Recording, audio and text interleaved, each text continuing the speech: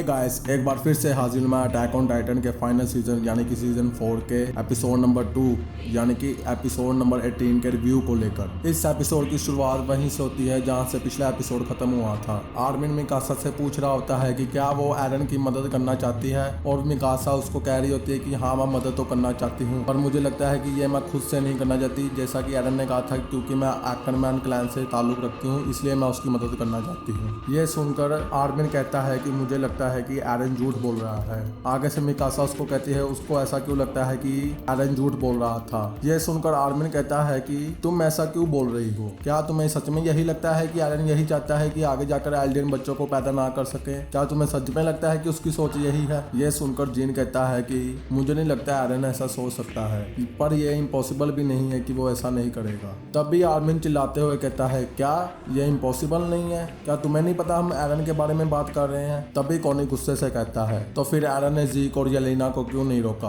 Armin आगे से उसका जवाब देता है कि उसको ऐसा करने की कोई जरूरत ही नहीं है, ये तो एरन के हाथ में है कि वो फाउंडिंग टाइटन की पावर का इस्तेमाल कैसे करेगा। जब से येलेना ने उसके सामने अपना प्रपोजल रखा है तब से उसके पास और कोई चारा नहीं है उसका साथ निभाने का। अगर एरन येलेना का प्रपोजल रिफ्यूज कर देता तो क्या पता येलेना और क्या क्या तरीके अपनाती एरन को राजी करने के लिए, पर अगर एरन उनका प्रपोजल मान लेता है तो वो उनको ये यकीन दिलाने के लिए कामयाब हो जाता है कि वो उनकी तरफ है। और ये कहते हुए आर्मिन पूरे जोश से कहता है कि ये एरन पैराडाइज आइलैंड को कोलोसल टाइटन की रंबलिंग से जरूर बचाएगा और आने वाले अगले 50 सालों तक कोई भी पैराडाइज आइलैंड की तरफ हाथ नहीं बढ़ाएगा। आर्मिन की ये बातें सुनकर सभी चुप हो जाते हैं और तभी जीन बोलता है कि मैं एरन से ट्रेनिंग से दिनों से ही जलता था क्योंकि मुझे वो बहुत कूल लगता था, और ये कहते हुए वो एरन की मदद करने के लिए मान जाता है। तभी कॉनी भी कहता है कि अगर एरन मर जाता है तो मैं उसके मुंह पर पंच मारने के लिए अपना मौका गवा दूंगा, और ये कहते ही सभी एरन की मदद करने के लिए मान जाते हैं। और इसके बाद सभी ओनेटा पॉन के पीछे सीढ़ियों से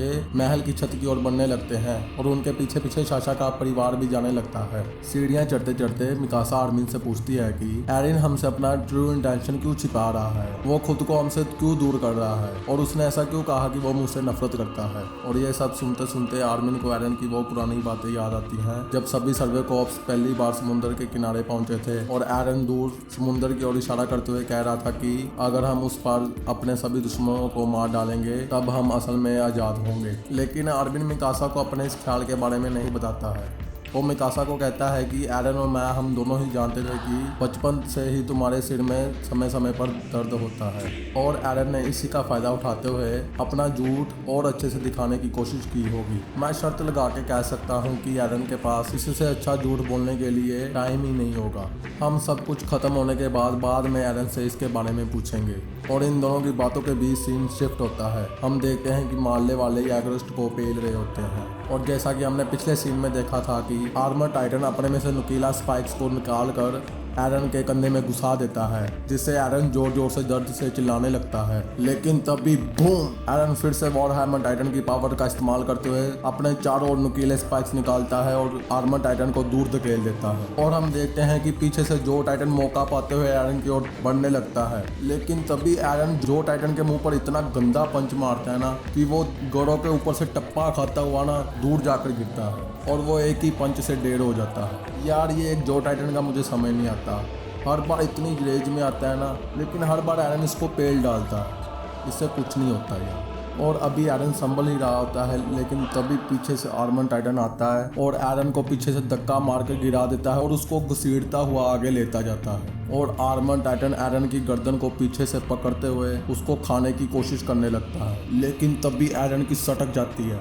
और वो अपना हाथ आर्मर टाइटन के मुंह में घुसेड़ देता है और एरन जोर से चिल्लाते हुए गुस्से से आर्मर टाइटन के जबड़े और मुंह को चार फाड़ कर देता है, यानी कि उसका मुंह पूरा उखाड़ देता है। एरन की दहाड़ इतनी जोर की होती है कि पूरा शहर, पूरा जंग का मैदान कांपने लगता है और सभी लोग एरन की दहाड़ सुनकर कांप उठते हैं। और उधर एरन गुस्से से दहाड़ता हुआ आर्मर टाइटन का मुंह उखाड़ने ही वाला होता है कि तभी एक बड़ा सा पत्थर आकर आर्मर टाइटन के मुंह पर लगता है और वो दूर उछल के गिर जाता है। और सबकी नजर जाती है किसकी तरफ? जीक की तरफ, यानी कि बीस्ट टाइटन की तरफ। सभी मारने वालों की जीक को देख के फट जाती है और एरन और येलेना खुश हो जाते हैं। बीस्ट टाइटन कहता है मैं थोड़ा लेट हूँ पर मैं आ ही गया जैसा कि मैंने वादा किया था। तुमने अभी तक बहुत अच्छा संभाला है एरन, अब तुम सब कुछ अपने बड़े भाई पर छोड़ दो। और तभी शुरू हो जाता है अटैक ऑन टाइटन का ओपनिंग सॉन्ग। भाई मेरे हिसाब से ना जो एनीमे वाले हैं ना, जिन्होंने अभी तक मांगा नहीं देखी, वो इसको ना स्किप ही कर दो क्योंकि इसमें ना बड़बड़ के स्पॉइलर है। खैर आगे बढ़ते हैं और तभी हमें दिखाया जाता है एपिसोड नंबर 77 का नेम डिसेप्शन। और हम देखते हैं कि बीस्ट टाइटन आते ही वही काम करता है जिसमें वो माहिर है, यानी कि निशाना लगाने में। वो पत्थरों से मारने वालों के हॉट एयर बलून शिप्स को निशाना लगाकर धराशायी कर देता है और उनका बेड़ा गर्क कर देता है। भाई देखते ही देखते मारने वालों के सभी शिप्स क्रैश होने लगते हैं और ये देखकर कमांडर मेगाथ की फट जाती है। और तभी बीस्ट टाइटन कार टाइटन को निशाना लगाकर पत्थर फेंकता है जिससे कि कार टाइटन बार बार बचता है और दीवार के दूसरी तरफ सहारा लगाकर खड़ा हो जाता है। लेकिन कार टाइटन को आराम कहाँ, हम देखते हैं कि दीवार की दूसरी तरफ तो फ्लोच यानी कि अपने पकोड़े भाई साहब वो कार टाइटन की ओर बढ़ रहे होते हैं। और हम दूसरी तरफ देखते हैं कि जो मार्ले सोल्जर पहले यैगरिस्ट की कह के ले रहे थे ना, अब भाई बीस्ट टाइटन उनकी कह के ले रहा होता है। बीस्ट टाइटन पत्थर फेंक कर मारने वालों की धज्जियां उड़ा देता है और इसी मौके का फायदा उठाकर एरन उठकर लंगड़ाता हुआ बीस्ट टाइटन की ओर बढ़ने लगता है।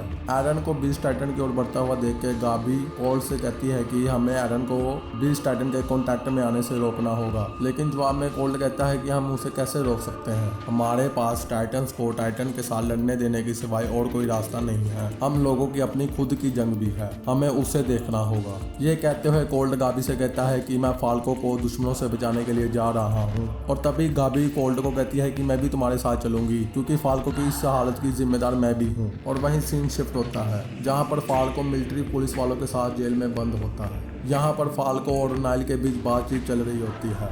नाइल फाल्को को कह रहा होता है कि शायद मारने वालों ने अटैक किया है, वो यहाँ पर शायद तुम्हें बचाने के लिए आए हैं। फाल्को उसको आगे से जवाब देता है कि मुझे नहीं लगता कि मार्ले आर्मी यहाँ तक आ सकती है, वो भी सिर्फ एक एल्डियन बच्चे को बचाने के लिए। नाइल उसको आगे से कहता है कि तुम्हारी भी तो फैमिली होगी जो तुम्हारा इंतजार कर रही होगी, ये तुम्हारा अच्छा चांस है घर वापस जाने का। नाइल आगे कहता है कि मुझे नहीं लगता कि मैं अपनी बीवी और बच्ची को दोबारा देख पाऊंगा, जैसे ही जीक चीखेगा मैं एक टाइटन मॉन्स्टर में बदल जाऊंगा। और दूसरी तरफ हम देखते हैं कि मिकासा, आर्मिन और गैंग सीढ़ियों पर चढ़ते चढ़ते ऊपर महल की छत पर पहुंच चुके हैं और उनको रास्ते में एक यैगरिस्ट बंदूक दिखाते हुए रोक लेता है। और तभी जीन गुस्से से तिलमिलाते हुए आकर उस यैगरिस्ट का गला पकड़ लेता है और उससे कहता है कि हम तुम्हारे ग्रेट यैगर यानी कि एरन जैगर को बचाने के लिए आए हैं, क्या तुम हमें अभी भी रोकना चाहोगे? जीन के ऐसे करने से उस यैगरिस्ट की हालत खराब हो जाती है और वो ना के रूप में जवाब देता है। और तभी कोनी बाहर आकर दूसरे यैगरिस्ट सोल्जर को सभी जेलों के दरवाजे खोलने के लिए कहता है और हम देखते हैं कि सभी जेल के दरवाजे खोल दिए जाते हैं और सभी स्टेशनरी गार्ड और मिलिट्री पुलिस वाले आजाद हो जाते हैं। और उधर कमांडर पिक्सिस और आर्मिन और हमारा गोरा जीन वो भी मिल जाते हैं। कमांडर पिक्सिस सभी मिलिट्री यूनिट्स को इकट्ठा करते हैं और जो मिलिट्री यूनिट्स के लोग जो जी के स्पाइनल फ्लूइड का शिकार बन चुके हैं उनको लेकर फ्रंट लाइन की ओर जंग लड़ने के लिए चल पड़ते हैं। दूसरी तरफ मिकासा अपने ओडियम गियर पहनकर जंग की तैयारी कर रही होती है, उसके पीछे लुइस खड़ी होती है जो मिकासा के साथ दुश्मनों के साथ लड़ने के लिए खुश हो रही होती है। और हम देखते हैं कि मिकासा अपना वही लाल स्कार्फ जो उसको एरन ने दिया था वो उसको शेल्फ पर रख देती है। पीछे से लुइस उसको पूछती भी है कि क्या वो ये स्कार्फ अपने साथ नहीं लेके जाएगी और मिकासा उसको जवाब में कहती है कि नहीं, वो उसको यही छोड़ के जाएगी। और हम देखते हैं कि मिकासा, आर्मिन, जीन और कोनी ये सभी जंग के लिए तैयार होकर सीढ़ियों से ऊपर आ रहे होते हैं। और इस सीन में यार मैंने सच में साशा को बड़ा मिस किया यार, काश यहाँ पर साशा भी होती, पर ईसायामा भाई साहब को क्या कह सकते हैं, खैर छोड़ो। और हम दूसरी तरफ देखते हैं कि येलिना मार्ले शिप्स को क्रैश होते हुए देखते हुए खुश होती है। और मैं भाई सच में फिर से मापा की तारीफ करना चाहूँगा, क्या कमाल का एनिमेशन किया उन्होंने, बहुत बढ़िया काम किया है मापा ने। खैर हम आगे बढ़ते हैं। शिप के क्रैश होने से शिंगाशिना का गेट ब्लॉक हो जाता है और ऐसा जीक द्वारा ही किया गया होता है। और उधर एरन धीरे धीरे लंगड़ाता हुआ जीक यानी कि बीस्ट टाइटन की ओर बढ़ता जाता है। लेकिन हम देखते हैं कि फिर से आर्मर टाइटन भागता हुआ एरन की ओर बढ़ने लगता है और तभी बैम, बीस्ट टाइटन ऊपर से पत्थरों की बौछार करता है और आर्मर टाइटन को धराशायी कर देता है। ये देख के कोनी कहता है कि मेरे ख्याल से अगर किसी को मदद की जरूरत है तो वो राइनर है यानी कि आर्मर टाइटन। और ये देखकर जीन भी हैरानी से कहता है कि क्यों, जीक यहाँ पर क्या कर रहा है? ऐसा तो हो ही नहीं सकता कि कैप्टन लीवाई जी को आज़ाद कर दें। और जीन टेंशन से येलेना से पूछता है कि है कैप्टन लीवाई और हांजी के साथ क्या हुआ। और आगे से येलेना कहती है कि मुझे यकीन है कि जीक ने उनको हरा दिया होगा। अब वो यहाँ पर आ चुका है जैसा कि उसने एरन को वादा किया था। और ये सुनकर सभी हैरान हो जाते हैं। और तभी आर्विन कहता है हाँ ये शर्मनाक है पर हमारे पास इसके अलावा और कोई चारा नहीं है। ये एक लौता रास्ता है जीक और एरन के लिए दुनिया को बचाने का। हमें याग्रिस्ट को ज्वाइन कर लेना चाहिए, उन दोनों को साथ में मिलाने के लिए मदद करनी चाहिए। और जब आर्मिन ये सब कह रहा होता है ना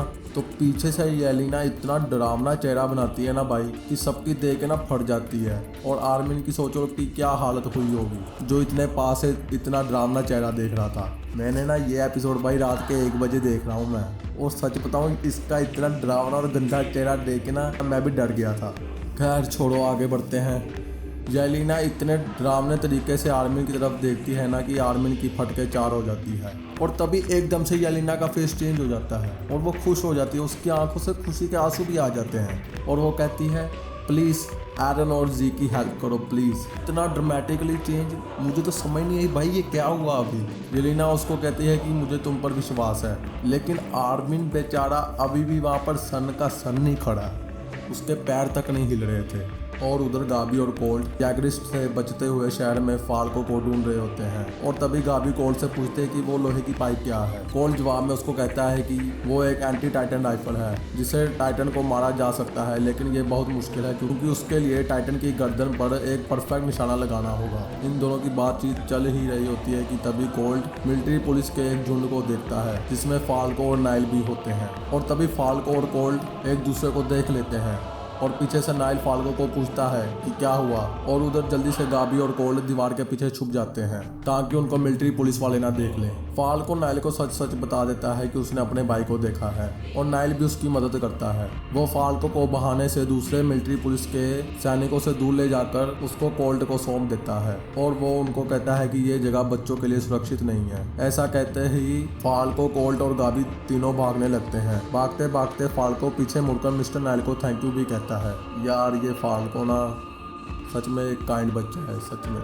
शहर में सर्वे कॉप्स अपने ओडीएम गियर में इधर उधर दुश्मन को ढूंढ रहे होते हैं और दूसरी तरफ फाल्को, गाबी और कोल्ट भी एक घर में छुपे होते हैं। और उधर निकोलो भी साशा की फैमिली के साथ उसी घर के बाहर से गुजर रहा होता है जहां पर वो किसी सेफ जगह पर छुपने की बात कर रहे होते हैं। और नीचे गाबी, फाल्को और कोल्ट इनकी बातें सुन रहे होते हैं। और तभी गाबी सुनती है कि साशा के माता पिता दोनों ही उन दोनों की चिंता कर रहे होते हैं। वो सुनती है कि वो दोनों कह रहे होते हैं कि काश मिया और बैन यानी कि अपने गाबी और फाल्को ठीक हो, उन्हें कोई चोट ना आई हो। ये सुन के गाबी को अपनी गलती का एहसास होता है और वो रोने लगती है। और तभी गाबी काया को भी सुनती है। काया पीछे से बोल रही होती है कि ये लोग बड़ी बहन साशा के हथियारों की इतनी परवाह क्यों कर रहे हैं, काश मैं उस लड़की को अपने हाथों से मारूं। ये सुनकर गाबी को काया में खुद की छवि दिखती है और उसे अपनी गलती का एहसास होता है। और गाबी रोते हुए सोचती है कि वो कितनी गलत थी। इस आइलैंड में कोई भी डेविल नहीं है, पैराडाइज आइलैंड में भी उसी की तरह ही आम लोग ही रहते हैं। ये सब सोचकर गाबी को पछतावा हो रहा होता है कि उसके हाथों से ये क्या हो गया।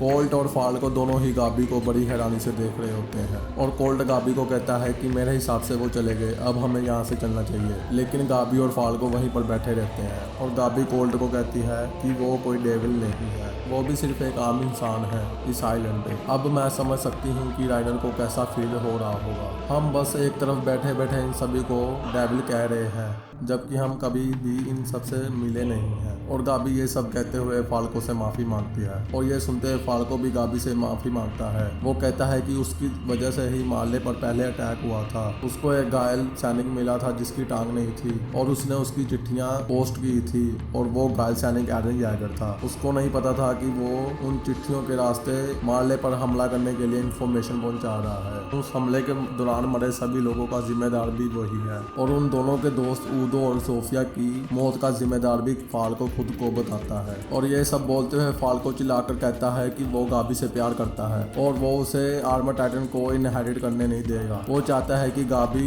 एक लंबी जिंदगी जिए, इसलिए वो एक सैनिक कैंडिडेट बना है। गाबी ये सब सुनकर कहती है कि तुम ये क्या कह रहे हो। फाल्को इसके जवाब में कहता है कि वो जी के स्पाइनल फ्लूइड का शिकार बन चुका है और वो किसी भी वक्त टाइटन में ट्रांसफॉर्म हो सकता है, तो अपने टाइटन के ट्रांसफॉर्म होने से पहले ही वो सब कुछ कह देना चाहता था। ये सुनकर गाबी फाल्को की बाजू से काला बैंड हटा देती है और तभी कोल्ड और गाबी फाल्को को अपने साथ चलने को कहती है। कोल्ड भी कहता है कि अगर जी को मालूम पड़ जाए कि तुमने उसका स्पाइनल फ्लूइड पिया है तो शायद हम उसको चीखने से रोक पाए। और उधर हम देखते हैं मिकासा, आर्मिन और गैंग और मार्ले सोल्जर आमने सामने होते हैं और एरन लंगड़ाता हुआ बीस्ट टाइटन की ओर बढ़ा होता है। और तभी जो टाइटन मिकासा के बाजू से होते हुए एरन की ओर हमला करने के लिए बढ़ता है, लेकिन बीस्ट टाइटन एक पल की देरी के बिना जो टाइटन के ऊपर पत्थरों की बारिश कर देता है। और आपको तो पता है बीस्ट टाइटन का निशाना, उसके निशाने पर आते ही जो टाइटन लहूलुहान होकर धराशायी हो जाता है और एरन धीरे धीरे लंगड़ाता हुआ बीस्ट टाइटन की ओर बढ़ता रहता है। बीस्ट टाइटन दीवार पर खड़ा होता है और उसका ध्यान जाता है दूसरी तरफ कार टाइटन की ओर, जिसकी बॉडी बाफ बनकर उड़ रही होती है और वो सोचता है कि पकोड़े फ्लोच और उसके आदमियों ने कार टाइटन को खत्म कर दिया। कार टाइटन के स्केलेटन के पास कुछ यागरिस्ट खुश हो रहे होते हैं कि आखिरकार कार टाइटन मर ही गया। और तभी फ्लोच उनके पास आकर पूछता है कि इनकी कार टाइटन को किसने मारा। और जो यागरिस्ट कार टाइटन के पास खड़े होकर खुश हो रहे थे वो फ्लोच को कहते हैं कि उनको लगा कि कार टाइटन को फ्लोच ने मारा है। लेकिन तभी कार टाइटन के स्केलेटन से मार्ले सोल्जर फ्लोच और उसके आदमियों पर दनादन गोलियां बरसाना शुरू कर देते हैं। और जीक भी दूर से देखता है और समझ आता है कि कुछ गड़बड़ है। असल में कार टाइटन मरी नहीं थी, कार टाइटन में से पीक बाहर निकलकर छुपी हुई थी और कार टाइटन की बॉडी बाफ बन के उड़ना शुरू हो चुकी थी, जिसका फायदा उठाते हुए कमांडर मेगाथ एंटी टाइटन गन यानी कि उस बड़ी तोप में बैठे हुए थे। जाल बिछ चुका था और जीक निशाने पर आ चुका था। पीक नीचे से कमांडर मेगाथ को कहती भी है कि हमारे पास सिर्फ ये एक ही शॉट है जीक को मार गिराने का। और तभी कमांडर मेगाथ उस तोप को फायर कर देते हैं और जीक यानी कि बीस्ट टाइटन की पूरी गर्दन उड़ जाती है। लेकिन किंतु परंतु बंतु अपना जीक बच जाता है, वो भी बाल। लेकिन बीस्ट टाइटन की हालत खराब हो जाती है और वो दीवार से नीचे जमीन पर आ गिरता है। पीक कमांडर मेगाथ से पूछती है कि क्या तुमने उसे मार गिराया। जवाब में कमांडर मेगाथ कहते हैं कि मुझे उसकी तरफ एंगल नहीं मिला। आर्मर टाइटन के पास खड़ा एक मार्ले सोल्जर आर्मर टाइटन को चिल्लाकर बोलता है कि वो अटैक टाइटन और बीस्ट टाइटन को एक दूसरे के कॉन्टैक्ट में ना आने दे। और इस दौरान एरन लंगड़ाते हुए बीस्ट टाइटन की ओर बढ़ता रहता है और उधर कमांडर मेगाथ पीक को जल्दी से चलने के लिए कहता है। वो कहता है कि अगर जीक में थोड़ी सी भी जान बाकी होगी तो वो जरूर चिल्लाएगा। और हम देखते हैं कि गाबी, कोल्ट और फाल्को तीनों बीस्ट टाइटन की ओर यानी कि जीक की ओर भागते होते हैं और तभी बूम, ये एपिसोड यहीं पर ख़त्म हो जाता है। इस एपिसोड में एक्शन की थोड़ी कमी थी, लेकिन फिर भी ये एपिसोड क्या कमाल का था। आपको ये एपिसोड कैसा लगा आप मुझे नीचे कमेंट में जरूर बता सकते हैं। और अगर आप जानना चाहते हैं कि अटैक ऑन टाइटन को ऑनलाइन कहाँ पर देखें तो आप मुझे मेरे इंस्टाग्राम पर भी मैसेज कर सकते हैं, मैं आपको वहाँ पर लिंक प्रोवाइड कर दूंगा। और अगर आपने इसके पहले एपिसोड का रिव्यू नहीं देखा तो उसका लिंक भी मैं नीचे डिस्क्रिप्शन में डाल दूंगा। और अगर आप अटैक ऑन टाइटन की दूसरी वीडियोस भी देखना चाहते हैं तो उसका भी लिंक मैं डिस्क्रिप्शन में डाल दूंगा। अगर आपको ये वीडियो अच्छी लगी हो तो इस वीडियो को लाइक कर दें और अपने दोस्तों के साथ शेयर कर दें। और अगर आप इधर उधर पत्थर बरसाते हुए कहीं से भी इस यूट्यूब चैनल पर पहली बार आए हो तो हमारे चैनल को सब्सक्राइब कर दें और बेल आइकन को दबा दें। बहुत मेहनत लगती है यार वीडियो बनाने में, सारी रात जागना पड़ता है वीडियो बनाने के लिए। मिलते हैं आपको नेक्स्ट वीडियो में, तब तक के लिए गुड बाय।